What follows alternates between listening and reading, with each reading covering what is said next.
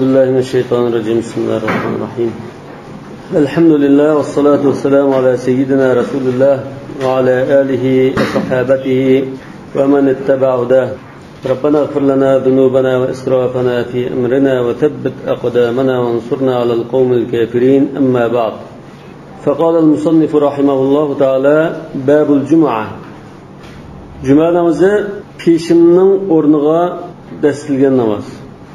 اعلم أن الجمعة فريضة محكمة لا يجوز تركها إلا لعذر. Hazır Cuma'nınki hükmü gilam kirip ketdi. Cuma'nın hükmü farz demekçi. Özürsiz taşış bulmaydı o. Qala Ta'ala إذا نودي للصلاة من يوم الجمعة فاسعوا إلى ذكر الله. آيات يا أيها الذين آمنوا إذا نودي للصلاة من يوم الجمعة فاسعوا إلى ذكر الله وذروا البيع ذلكم خير لكم إن كنتم تعلمون. Hazır bu ayet Cuma'nın farzlikininki delili. Hükmünü bayan kıldı, delillerini bayan kılıyordu hazır. Kur'an-ı Kerim'de şu ayetini delil kıldı. Ayetki farzlikke dalalet kıldığan buyruk fes'av yani berinla menla degan ma'noda fas'au ila zikrillah. Yani oyatdagi zikrillahni mufassirlar Juma namozi yoki ba'da tafsir qildi yoki har ikkisi. Mayli qaysi bo'lsin yoki har ikkisi bo'lsin, bu yerda Juma'ning farzligi muayyanlashadi. Xutbaga biringlar, oldiringlar, meninglar degan taqdirdami xutba ay namoz uchun bo'lg'achqa, namoz chetsiz bo'lg'achqa, yanıla shu namozning farzligini ko'rsatdi. Yani bir tarafdan Alloh taolo mubah bo'lgan so'z-setiqni tashlash buyurdi. Shundami? Mubah bo'lgan so'z-setiqni tashlab, mang deganligi Juma'ning farzligini ko'rsatdi. Va qala sallallohu alayhi vasallam maktabda alayhissalom deb kildimizmi? Biz alayhissalomni sallallohu alayhi vasallam deydigan bo'lgan. وقال صلى الله عليه وسلم في حديث طويل من رواية جابر رضي الله عنه واعلموا أن الله فرض عليكم الجمعة في يومي هذا في شهري هذا في عامي هذا في مقامي هذا فريضة واجبة إلى يوم القيامة. Sünnetten Cuma'nın farzligiga müşahidesine geldi. Bu hadis qaraydigan bo'lsak, sanadi aciz, hadis aciz. Lekin sahih hadislardan Cuma'nın farzligiga dalil qilgan hadislar bor. Biz davomli ta'kidlab keldik-ku, maktabda bir hukmga, bir masalaga ojiz hadisni kelgan bo'lsa, bu sahih dalil yo'q deganligini bildirmaydi. Ana sunnatdan sahih dalillar, masalan, Abdullah ibn Mas'ud radhiyallohu anhu rivoyat qildi, anna an-nabiy sallallohu alayhi vasallam qala liqaumin yatakhallafuna 'an al-jum'ati laqad hamantu an amura rajulan yusalli bin-nas thumma uharriqa 'ala rijalin yatakhallafuna 'an al-jum'ati buyutahum. İmam Müslim sahih rivoyat qilgan. Bu mu Juma'ning farzligini ko'rsatdi. Yana hadisda Abu Hurayra radhiyallohu anhu rivoyat qildi, annahu sami'a an-nabiy sallallohu alayhi vasallam yaqul: "Nahnu al-akhiruna as-sabiquna yawm al-qiyamah." Qiyomat kuni biz zaman tartibida keyin kelib, hammaning oldiga o'tib ketganlar. Bayda annahum utul kitaba min qablina. Shunisi ilgirki ahli kitoblar bizdan ilgiri kitob berilganlar, Tavrat, Injil masalan shular. ثم هذا يومهم الذي فرض عليهم. Bugün şu cuma günü aşu ehli kitapqa farz qilingan kun aslida cuma günü. Faxtalafu fi.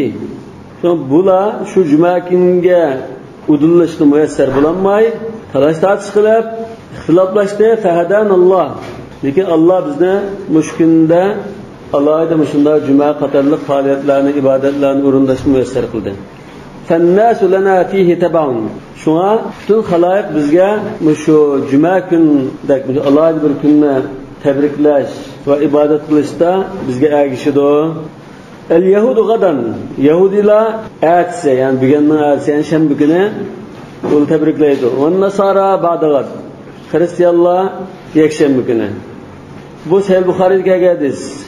İmam Buxori'nin hadisini Cuma'nın farzligiga delil deb ko'rsatgan. Müjdesine kelgan babga babu fardul cuma deb nom qo'ygan. Chunki bu hadisda furida alayhim degan fard degan so'z ishlatilgan bo'lg'achqa bu vojiblikni o'zlarini ko'rsatadi. Jumaning farzligining dalili al-kitob, as-sunnah deb bayon qildikmi? Kitobning shu ikkisini bayon qildi. Uchinchi dalil al-ijma'. Jumaning farzligiga ijmo bor.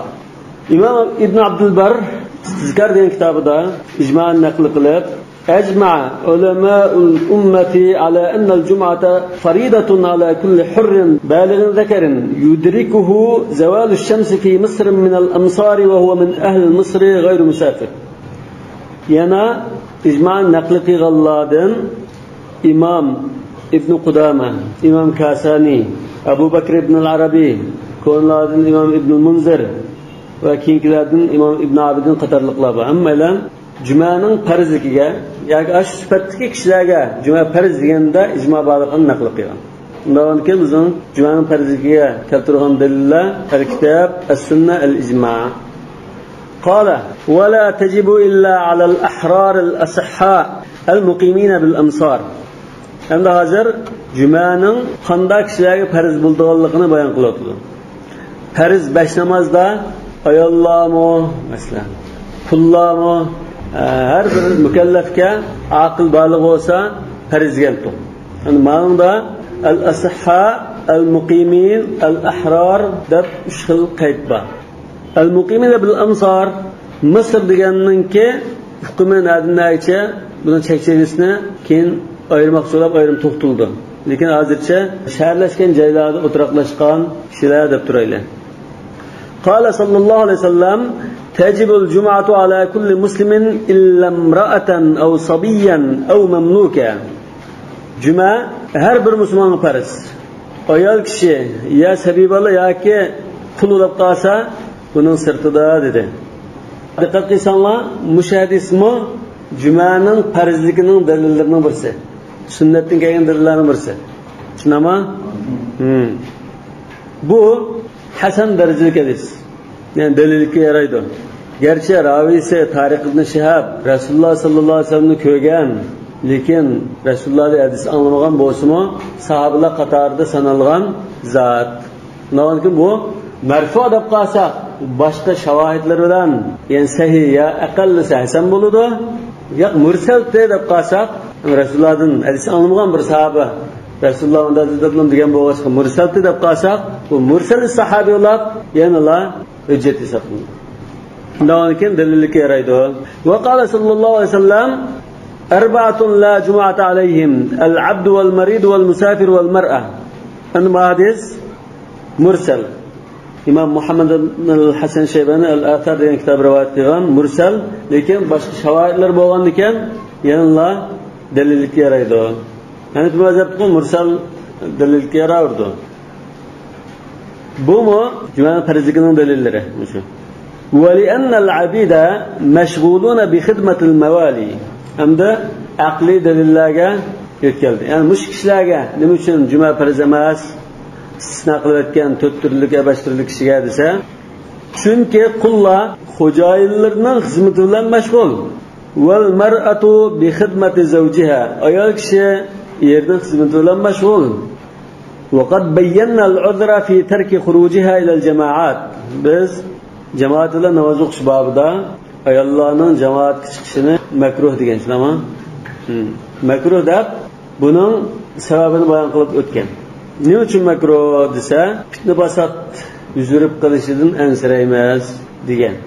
Rasululloh sollallohu alayhi vasallamning zamonida ayollar chiqdi-ku desa, Rasululloh sollallohu alayhi vasallamning zamonida ayollar chiqdi, lekin yasinib yoki boshqa har turli diqqat qo'zg'aydigan ishlarni qilmay chiqdi.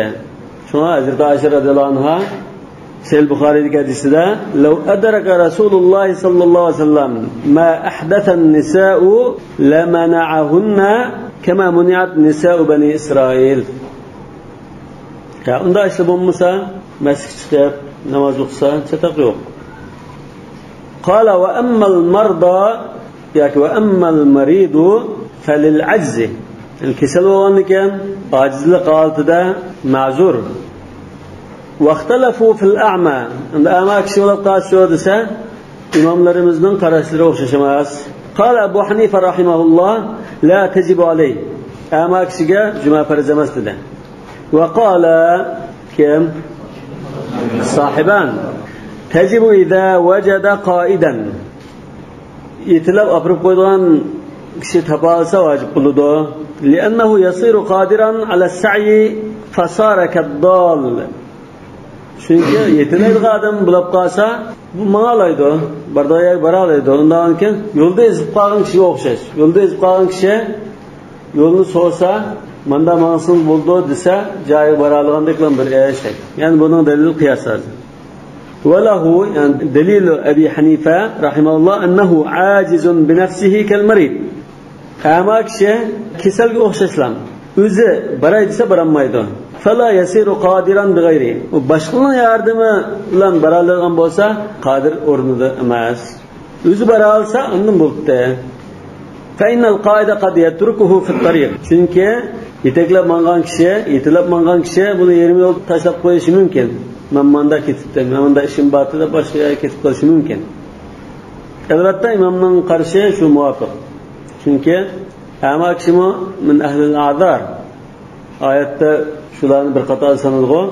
Leysa alel a'ma haracun ve la alel a'raca haracun ve la alel meride haracun. Ama a'rac, a'ma, merid üstüne bir kata sanıldı. Ve emma kavluhu el-muqimine bil-emsar. Şehirde turduğallah diyen sözü kesek. فَلِقَوْلِهِ صلى الله عليه وسلم لا جمعة ولا تشريق ولا أضحى إلا في مصر جامع. وأما قوله diyen ki قوله şu damir kim kayıtıda? Musannif kayıtıda. Yani قوله yani قول المصنف في المختار. Sağıkra oturama. Şayet turduğallah'a periz diginin delili olsa Resulullah sallallahu aleyhi ve sellem'in sözü. Nurgun ahalisi var. Nurgun ahalisi bir yere toplangan. Aslında bir şehir olup kalsa andın cüme, teşrik ve heyt faaliyetleri buludu. Bunun başka yerlerde, bunun ikisi tön yerlerde bulunmaydı diye sözüydü. La cuma, cuma perizemez, cuma okşuk. Ve la teşrik, teşrik külleri tekbir edilen küller. Ve la adha, kurban heyt.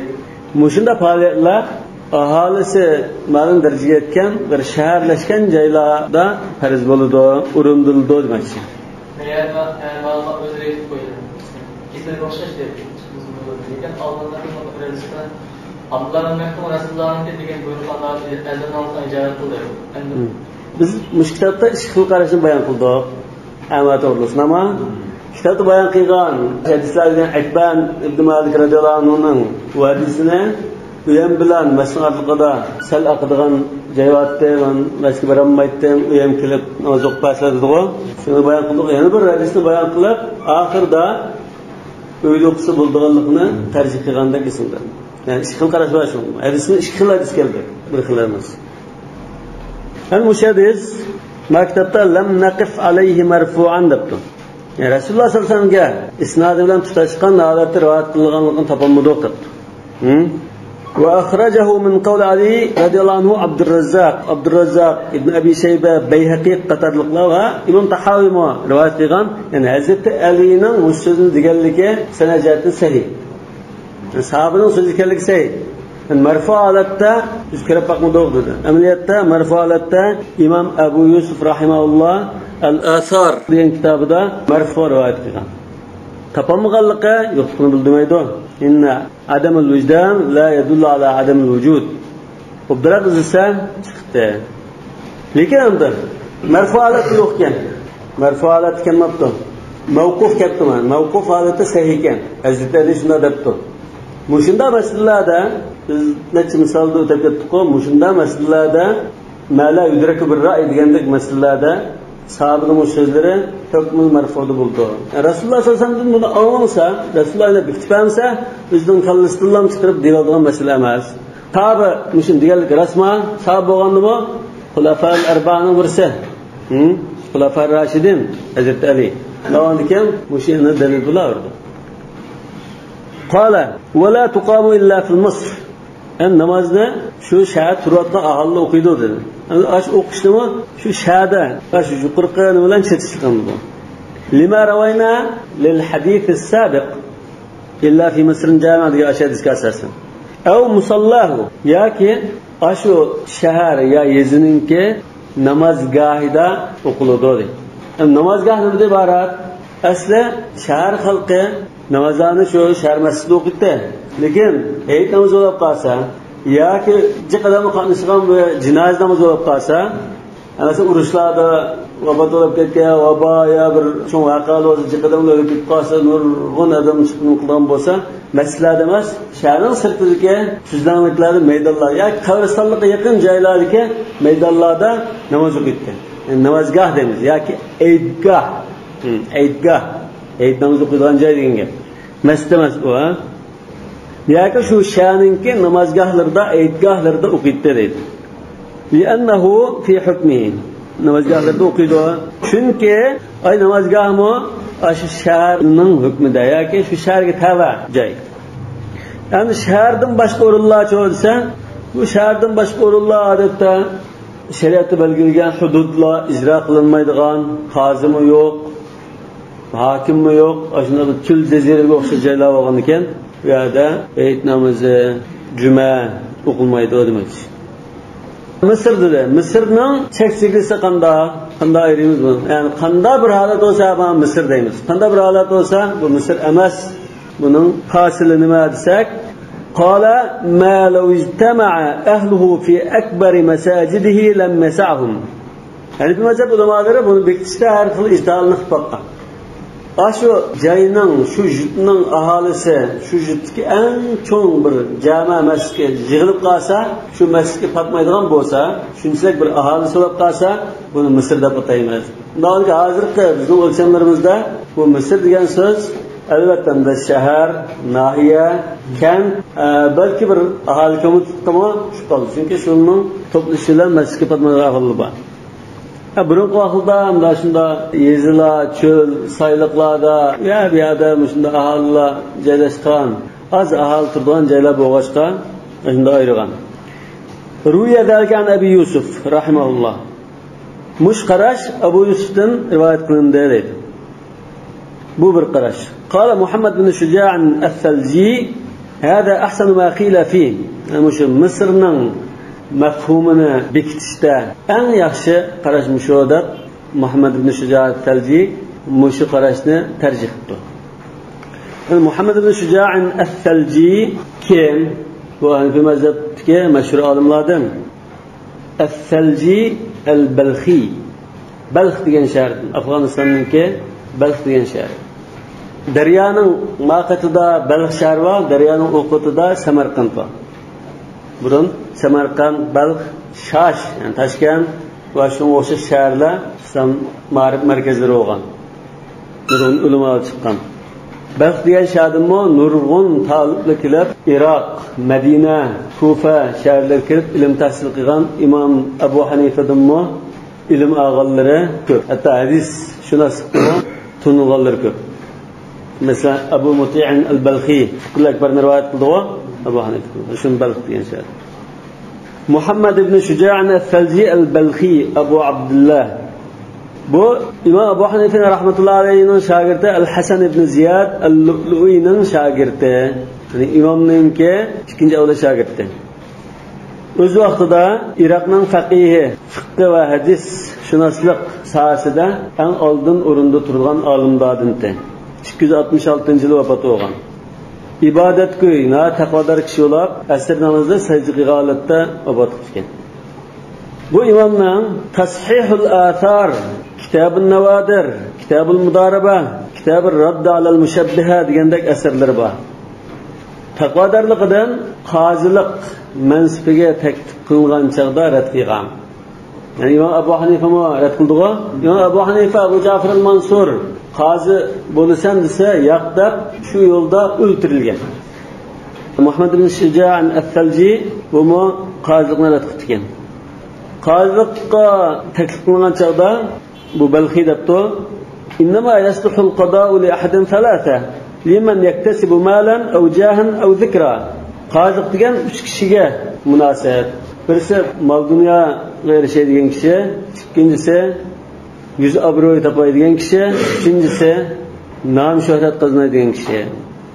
Fa amma ana famali wafir va ana g'ani. Men mol-mulkim jiq, men boy odam. Wa innal amira la yuwajjihu ilayya bil mali li ufarriqahu. Shaharning amiri men pul ivatib turdi, kambag'allarni taqib berganda men taqib turaman. Agar shundan menga lozim bo'lib qolsa, elib xajlaveraman. Hech qanday iqtisodiy qiyinchilikmi yo'qmi? Wa law ihtajtu ila shay'in minhu la akhadtuhu. Wa amma dhikru nam shuhrat kasak faqad sabaqa li 'inda man yaqsuduna min ahli al-'ilm wal-fiqh bima fihi al-kifaya.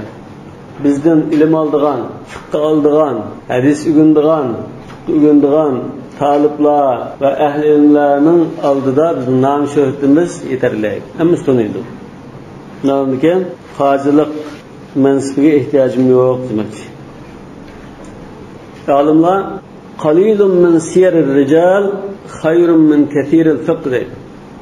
Erkek mardallarının iş izlerinden azgına bir narsini öğrensek, biz o'qigan nurg'un fiqh, nazariya, qoida, shu ma'lum oldin foydaliroq. Yani hayotimizni foyda qiladigan narsalar. Endi bu ulamolarniki shunda kitoblarda ismlari chiqadi. Lekin biz yaqindan bak tunib ketmaymiz. Aslida shu ulamolarni yaxshi tunishimiz lozim. Qanday mavqalarda turgan, qanday ishlarni qilgan, pozitsiyasi qanday bo'lgan. Endi mush imom Abu Yusufninki Misr chek-chegarasini ayirishga qarashini eng yaxshi qarashda tarjih qildi. Va qila huwa an ya'isha kullu sani'in bi hirfatihi. Ba'zi ulamolar har bir kishi, shu jutdagi har bir kishi o'zining hunar kasbini qilib yashagan bo'lsa, yog'ochchilik qilgan, to'michilik qilgan, miskachilik qilgan, shunda bo'lsa, bu jutda aholilar boshqa bir hunar kasbga muhtoj bo'lmay, hammasi o'ziga yetarlik bo'lsa, o'zini qamdaydigan bo'lsa, Misr bo'ladi. Chunki ba'zi narsalar cho'l jazira, yezib qishloqda topilmaydi. Shahar bo'lsa, hamma narsa qiladigan joy degan gap. Bu bir xil jamiyatshunoslik tarafdan tahlil qilib batdi. Va qala al-Karxi, Abul Hasan al-Karxi, yani bu mazhabda shu mazhabninki usul qoidasini bekitib mazhabda Allah tunilgan ulamolardan, mesela Abul Hasan al-Karxi, Abul Husayn al-Quduri shunama, shu ulamolar bor. Yani Karxi mo, yani bu mazhabda usul Karxi deb kitob yozgan, shu mazhabninki fiqh tadqiqotli ulunu sağ ulamalardan. Yani Karxi kim? Ubaydullah ibn al-Husayn al-Karxi, Ubaydullah ibn al-Husayn ibn Dalham al-Karxi, Abul Hasan, kunyada Abul Hasan.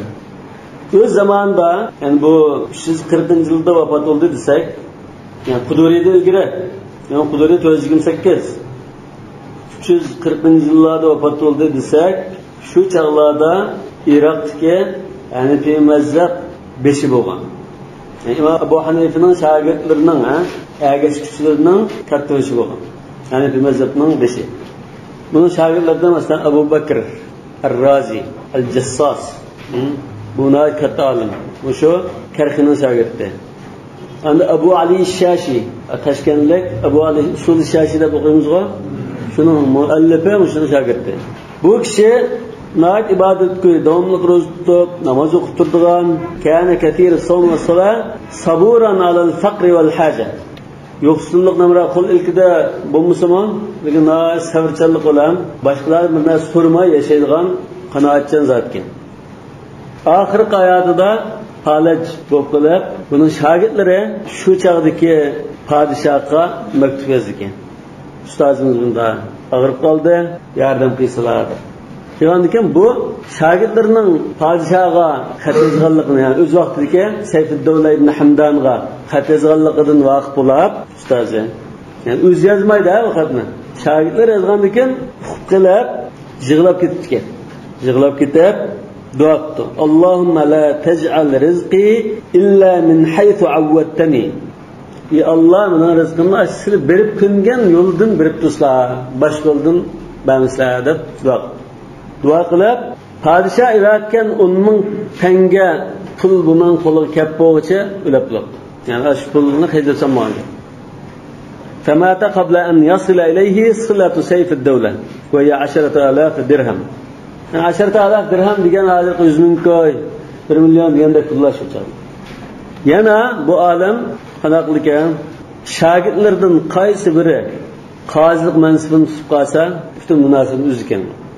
O'ziga qozilik o'tamagan bo'lsa-da, shogirdlardan birasi qozilik mansabini qabul qilib qolsa, munosabatni uzib ekan.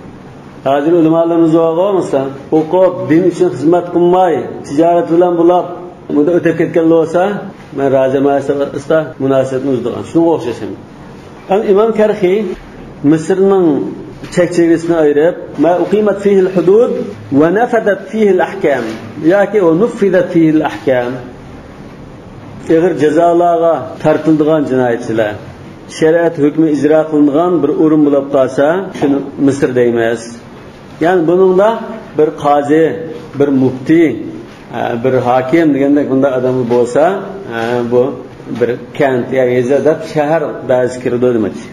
وزاد بعضهم ويوجد فيه جميع ما يحتاج الناس إليه في معايشهم. Kişiler günlük turmuşida lazım bulduğun her türlü tovarlarını, lavazımlarını tabadıgan bir joy bo'lib qolsa, shahar deymiz. وعن محمد رحمه الله كل موضع مصره الإمام فهو مصر. İmam Mısır musho deb ma'muriy jihatdan belgilgan bir o'rin bo'lib qolsa, mesela başvurusu bazı joylarni viloyat deymiz, bazı joylarni shahar deymiz, bazı oblast deymiz, bazı nahiya, kent, yeza degandek ayrimiz bor. Shunda belgilangan bo'lsa, musho Misr bo'ladi debdi. فلو بعث إلى قرية نائبا لإقامة الحدود والقصاص صار مصرا. Bira yeza kentlarga qonun ijro qilish uchun, belgilangan jazoni ijro qilish uchun, kishilarning qisosini apirish uchun bir amaldorni ivatib qolsa, sara misran, ashu jud Misr bo'lib ketadi. Falau azalahu va da'ahu iltahaqa bil qura.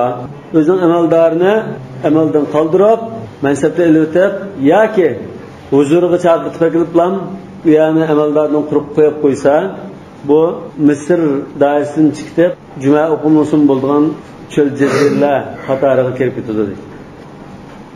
Qala ولا بد من السلطان أو نائبه. Endi bu jumaninki juma o'qishning shartlarini bayon qilishga iborat. Jumaning shartlari. Hanifiy mazhabda mesela 6 xil shartlarni bekitdi, boshqa mazhablarda har xil shartlarni bekitdi. Bu shu Hanifiy mazhabdagi shartlarning birisi. Yani juma o'qish uchun podshoh, xalifa yoki amir ya shularninki belgilagan imomlari, amaldorlari bo'lishi lozim. لأنه لولا ذلك لاختار كل جماعة إماما. Çünkü aşında bir hakimning belgilisi bo'lmasa, har bir jamoat o'zi bir imomni tanlab, falani qarajini o'qib birdi, bizga imom bo'lib. Falan damullam o'qib birdi, talashtash qildi. فلا يتفقون على واحد فتقع بينهم منازعة. talashtash yuz birdi. فربما خرج الوقت ولا يصلون. Namoz o'qib namozning vaqtini chiqib talashtash qilishar qilib farz zoya bo'lib ketdi. Va li anna dalga yufdi ila al-fitna. Yana musulmonlar o'tirdi, fitna fasad yuz berdi, adovat paydo bo'ldi. Va ma vujud as-sultan la. Endi hokim bo'lib, bu bir taraf desa, mush o'rinlashtirsa, talash tartish bo'lmaydi. Endi mushu sulton bo'lash kerak degan mushu masala, yana Darul Islom bo'lash kerak degan shuni setishlar. Yani bizim diyarimizda ehtiyot peshining gap mush shartlardan kelib chiqqan. Hanifiy mazhabga mush shartlardan kelib chiqqan. Garchi ehtiyot peshin degan so'z va ehtiyot peshin o'qishning mustahafiki Shafiy mazhabida bo'lsa-mu, boshqa mazhabda bor. Ashuni bekitgan shartlarni biroz yo'qolib qolgan chaqda ehtiyot peshin mustahab deyilishimi? Lekin Hanifiy mazhabda bizning diyarimizdagi ehtiyot peshinlardan kelgancha sulton boyliqda Darul Islom, Darul Harb degandek masalalardan kelib chiqqan. Yani biz bir necha masalalarda, kitobda o'tgan masalalarda ibodatda ehtiyot bor deb tushunamman. Ehtiyot peshin masalasida ehtiyot peshin o'qinsam bo'ldi deb qaraganlar, ibodatda ehtiyot degan gap yo'q deydi-ku. Lekin ibodatda ehtiyot bor. Mesela tayammum masalasida shekilni ish qolgan suv bilan tayammum ya tayammum qilamdi degan har ikkisini qilamiz dedi, shunami? uxlab qo'ygan kishi garchi qo'li pokiz yotgan bo'lsa-mu, uyg'ongan chaqda qo'lni suvga tiqsa bo'lmaydi dedi. Shuni ehtiyot qilish bor. Lekin hamda juma qachon farz qilingan? Ba'zi ulamolar juma Rasululloh sallallohu alayhi vasallam Madinaga hijrat qilib borgandan keyin farz qilingan deydigan bor. Ayda degan. Asal ko'pchilik ulamolar Rasululloh sallallohu alayhi vasallam Makkadagi chaqda juma farz qilingan. Lekin Makkada musulmonlar ojiz, mustadafun, bo'zab qilingan holatda bo'lg'achqa juma degan islomning hukmronligini zar qilgan, islom kuch-qudratini zar qilgan min sha'airil islom bo'lg'achqa Makkada buning sharti to'shmag'achqa Rasululloh sallallohu alayhi vasallam Makkada o'qimagan. Lekin Rasululloh Makkadagi chaqda Madinada ansarlar o'qigan. Rasululloh sallallohu alayhi vasallam hijrat qilgandan keyin Madinaga borgan chaqda unda o'zi o'qigan deb qaraydi. Hanifiy mazhabmi mush qarashda. Mush shart topilmagan joy bo'lsa juma o'qimaysiz deb qaraydi. Shu bizning diyorimizda juma o'qilib, peshin o'qish shart topilmay qoldimiki, topilmay qolib qolsa, juma qabul bo'lmay qolsa, peshin qabul bo'lib qolsin, ma'qulsa ma'qul qolsin degan nimada ehtiyotli o'qish yo'l qo'yilgan. Shart kam bo'lib qolgan. Jumaga so'zlarga qarshi yakun jumaydagi imomning to'g'ri so'zlariga shomil boshqalarga aqliy dalil emasman. Bu boshqa dalil bormi? Sen bunu qarish farqi qarmoqda kitobida aqidani va ibodatni dalil. Ana shu hadisdan dalil akasak jumani Rasululloh sallallohu alayhi vasallam o'zi o'qib berdi, xalifalar o'qib berdi. Yoki Rasululloh yoki xalifalar bekitgan ash valilar amirlar o'qib berdi. degan amaliy bir dalil bor. Shuningdan da qarab emir ya sultan yoki xalifa o'zi bekitgan amaldorli bo'lish kerak ekan deganni aytilib chiqqan. Qo'shimcha talashlar yuz beradigan aqliy dalil. Bizim vatanda ana shu ehtiyot peshinninki o'qishning hukmi masalan shartdan bir sabulmay qilib ehtiyotli peshin o'qiymiz desa Hanifiy mazhab. Ehtiyot peshinni o'qishning hukmi nima? Hanifiy mazhabda tashrif kelsak mustahab chiqadi. Vojib emas ehtiyot peshin. Yani bu keskin bo'lmag'achqa balki nima uchun yolg'iz o'qidi desam keskin bo'lmag'achqa juma inshaalloh nima bo'lib ketgan deb azra ko'ngli bir nima qilib qolgan bo'lg'achqa o'zi yolg'izlam bak davron sanmay o'zi yolg'izlam o'qiyotgan bo'lishi mumkin. Yani jamoatlar o'qib qolsa bu bir cho'ng ish bo'lib ketadi. Ana o'sha juma zodi qachondan tortib o'qilgan? Dastlabki juma tarixshunos olimlarning masalan Muhammad ibn Ishaq qatorli ulamolarningki yozgan kitoblarda dastlabki juma Rasululloh sallallohu alayhi vasallam Makkadagi chaqda ansarlar Madinada o'qigan. Masalan, Asad ibn Zurara radhiyallohu anhu 40 kishini yig'ib Naqi'ul Qadimat yoki Harrat bani Bayada degan joyda bir tuzlanlikda 40 kishi bilan Madinada juma o'qigan. Birinchi juma shu. Yana Musa ibn Umayr radhiyallohu anhu ansarlarning bir qurusida 12 kishi bilan juma o'qigan. Musa ibn Umayr radhiyallohu anhu Rasululloh sallallohu alayhi vasallam ansarlarga dinni o'tishini aytdi-ku. Shu chaqda shunda o'qigan edi. Endi Rasululloh sallallohu alayhi vasallam hijrat qilib Qubaga kelgan chaqda Quboda masjid bino qilib dushanba, chorshanba, payshanba tudi. Madina qarab yo'l olgandan keyin Banu Salim ibn Auf jamoatining turalg'urib kelgan chaqda juma vaqti bo'ldi. Shu yerda Ranuna vodisida juma namozini birinchi qatim Rasululloh o'qigan. Rasululloh o'qigan tunji juma shu. Ondan Madinaga kelgandan keyin Masjid Nabaviyni silib, bino qilib, ana ikkinchi jumani Masjid Nabaviyda o'qigan. Undan keyin Madinadagi Masjid Nabaviyda o'qilgandan keyin dastlab qilib juma o'qilgan yurt Bahrayndagi Juasa shahri. Sahih Buxoriy shunda kelgan. Undan keyin Hanifiy mazhabchilar ehtiyot peshin o'qiymiz deganlar.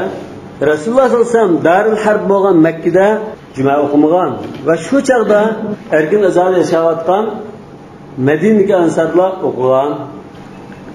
Chunki bu islom faoliyatlarini namoyon qilgan, oshkora dag'dug'liq o'rindaydigan bir ibodat bo'lg'achqa Şunda bir erkin diyarlar buluş gerek. Yani sultan, halife, emiril müminin aşurunu ordulaştırırsan Müslümanlar erkin azada xalığan çıkıp bu sözler teşvikat kılıp bunda okuyduğun nasip oldu. Şu anda bunda bir nima bo'lg'achda, mesela turmuda, mesela Şafii mazhabda cuma o'qish uchun 40 kishi to'plash kerak edi, san. Ba'zida 12 odam bo'lish kerak edi, Musab ibn Umar o'qiganda. Asad ibn Zurar o'qiganda 40 odam bo'lish kerak dedi Imom Şafii. Hanifi mazhabda 3 kishi bo'ldi deydi. Masalan 40 ya 100 odam so'langan bir lager kamir turmulab qolsa, cuma o'qimaydi deydi. Boshqa mazhabda ham shunday. Turmuda cuma o'qilmaydi deydi. Mujli shart bo'lgan. Qandalan bo'lmasin, bu ehtiyot qilishning hukmi Hanifi mazhabda mustahab. Şafii mazhabda mustahab. Ashunlama endi shart kam bo'lib qolsa ehtiyot qilish hukmi deydigan nimalar bor. Cuma o'qilmaydi degan gap chiqdi. Lekin qaysi diyorning Darul Harb deymiz? Qaysi Darul Harb emas? Darul Harb, Darul Islom ya Darul Da'va degandek atalg'ulning hukmini bekitishda hali gap bor. Unda asallan bir joyda Darul Harb, Darul Islom deb hozir sharoitda unda nimasi? Unda aniq emas. Bir xil g'olib bor. Shunda ehtiyot uchun o'qiyman degan bo'lib qolsa ixtiyoriy. O'qimaymiz cuma yetarli esa bo'ldi ixtiyoriy chetaq yo'q. Ortiq savastatish hozirgi holatimizga ortiqcha. Ehtiyotli jumada o'qimaydigan faqat. Shuni o'qishda hech qanday bir şey yo'q. Yani navazlardan ummat qasdan jumada o'qimaydi. Ehtiyot jumada mana o'qiydi. Başta qan o'qiydi. Başta jumani o'qiydi. Jumani o'qigandan keyin juma hesab qilib qilishi ig'ir vasqaligini ko'rsatdi. Mayli.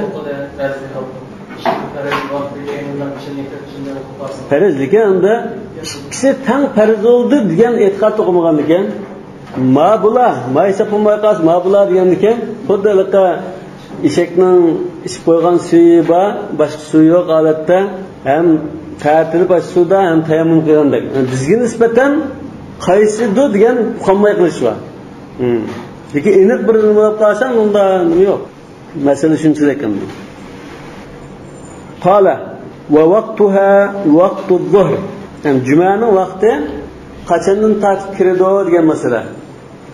Peshinning vaqti shu. Chunki peshinningki o'rniga dastilda emasmi? Peshinning vaqti shu. Dalili li hadith Anas radhiyallohu anhu kunna nusalli al-jum'ata ma'a Rasulillah sallallohu alayhi vasallam idha malat ash-shams. Kun qisaygandan keyin, kun qayrilgandan keyin juma o'qiydik degan. Sahih Buxoriyda hina tamil ash-shams dedi. وَلِأَنَّهَا خَلَفٌ عَنَ الظُّهْرِ Bu peşinin ornuğa desigen namaz olgan iken وَقَدْ سَقَطَتُ الظُّهْرُ peşinin emelden qalsa فَتَكُونُ فِي وَقْتِهَا Cuma şu peşinin vaxtida boludu. Bu aqli dalil. Lekin bu masalada qaraydigan bo'lsak, Cuma'ning vaqtida ijmo yo'q. Allohning o'tirib qilib bor. Hanifi mazhab va ko'pchilik ulamolar Cuma'ning vaqti, peşinin vaqti shu dedi. Shunama ko'pchilik ittifoq. Ana Hanifi mazhab va jumhur jumaning kun qayrilishidan burun joiz bo'lmaydi. Yani joiz bo'lmaydi degan bir nima chiqdi hozir. Jumani kun qayrilishidan burun, peshin vaqtidan burun o'qib olsang joiz emas. Hisob emas degan gap chiqdi. Mushuninga o'tirib qo'ygan dalillardan birinchi Sahih Buxoriyda kelgan anna Rasululloh sallallohu alayhi vasallam kana yusalli al-jum'ata hina tamil ash-shams. Mushadis. Sahih Muslimda kelgan an Salama radhiyallohu anhu qala kunna nujammi'u ma'a Rasulillah sallallohu alayhi vasallam idza zalat ash-shamsu thumma narji'u natatabba'u al-fay. Yani kun qayrilganda o'qiydik dedi mushadislar. Salafmi, xalafmi asas hammasi jumani peshin vaqtida o'qiydi. Kun qayrilishdan burun o'qimaydi. İmam Nawawi Majmu' degan kitobda Imom Shofiyning so'zini naql qilgan.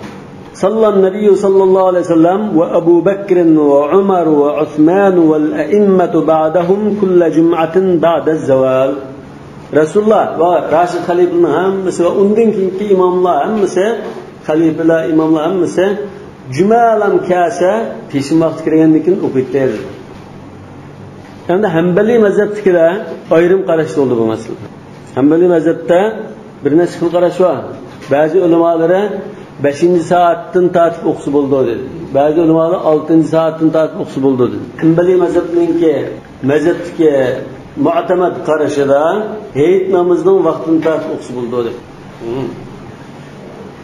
ذهب الحنابلة إلى أن أول وقت صلاة الجمعة هو أول وقت صلاة العيد. Yani hayit namazını biz kun neyzi boyu ko'tarilgandan keyin, chashga vaqti kirgandan keyin namoz o'qish joiz bo'lgan chaqdan tartib, 6:30 degandek chaqlardan tartib o'qisa bo'ldi degandir. Endi Hanbali mazhabidagilar shu chaqdan tartib o'qisa bo'ldi dedi. Mazhabga vakillik qilgan qarash shu. Ba'zi ulamolar 5-soatda o'qisin bo'ldi, 5-soatdan tartib o'qisa bo'ldi dedi. Ba'zi ulamolar 6-soatdan tartib o'qisa bo'ldi. 5-soat, 6-soat degan nega biz buni bir qadam o'tdik-ku. Masalan, jumaga burun berishning fazilati aql kelgan hadisda 1-soatda borgan kishi to'ga sadaqa bergandek, 2-soat borgan kishi qo'y sadaqa bergandek, 3-soatda borgan kishi to'qa sadaqa bergandek, 5-soatda borgan kishi tuxum va ba'zilar qushqach. Aslida keldimi? Musallar aslash bomdaqdan keyingi 1-soat, 2-soat, 3-soat kuni ko'rsin. Yani mushu bir sotka, bir kecha kunduzni 24 soatga bo'lish musulmonning bo'lishi. Yani kunduzi 12 soat desak taxminan, bomdod masalan 6 da bo'ldi desak, 6 o'qilamiz desak, yani 6 tat 7 kishi bo'lgan arliq 1-soat, 7 dan 8 gacha 2-soat, 8 dan 9 gacha 3-soat, 9 dan 10 gacha 4-soat, 10 dan 11 gacha 5-soat, 11 dan 12 gacha 6-soat. Davom ekan, ba'zi ulamolar 10 dan 11 gacha o'qisin bo'ldi dedi, Hanbali mazhabiga. Ba'zisi 11 dan 12 ga qadar o'qisin bo'ldi dedi. Hanbali mazhabining mu'tamad qarashida 6:30 dan tartib o'qisa bo'ldi dedi.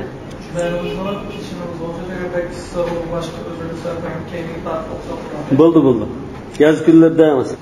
Bu hamda keyingi tash mustahab yoki afzallik nimadir? Lekin vaqti shu kishning vaqti.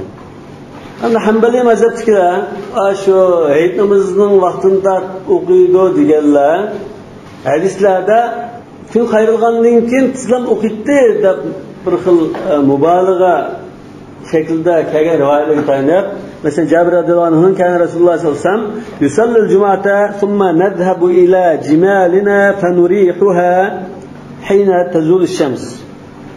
Jumani o'qib bo'lgandan keyin undan biz to'gilarimizdan tashib berib, uni qo'tanga solaydik. Masalan, deganda bunday ibora kelgan ekan, mushni qilib bo'lgan chog'da kun qayrildi deganda, shu atgan soat 6-7 dan tartib o'qiydi deganni bildirdi deb o'ylab qolgan bo'ldi.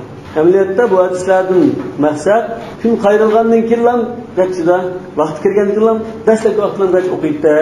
Namoz o'qib bo'lgandan keyin berib Tugillarımızdan qo'tallarga olib borib, so'lib o'tib, o'qisaqmi, kun taxamda qayrilgan vaqt uzun vaqt o'tmaydi degan ma'noda. Shunga, mushunda 6-soat, 5-soatda o'qisa bo'ldi degan qarash bo'lg'achqa, Yevropadagi musulmonlar ba'zi shaharda 12 da ishdan tushib, soat 1 gacha dam olib tushdilar juma kunida. Bunda bo'lg'achqa, bular peshin vaqti 1dan charak o'tganda 1:30 da kirdan bo'lsa, jumaning vaqti birdan keyin sirti bo'lmaydi. Lekin Shayx Qardaviy ba'zi kitoblarda o'qiganim ismlaricha shu sharoitga, shunda shaharlardagi kishi kadrlar Hanbali mazhabining o'sha 6-soatda o'qisa bo'ldi degan qarashi bo'yicha 12 ga o'qivasi bo'ldi.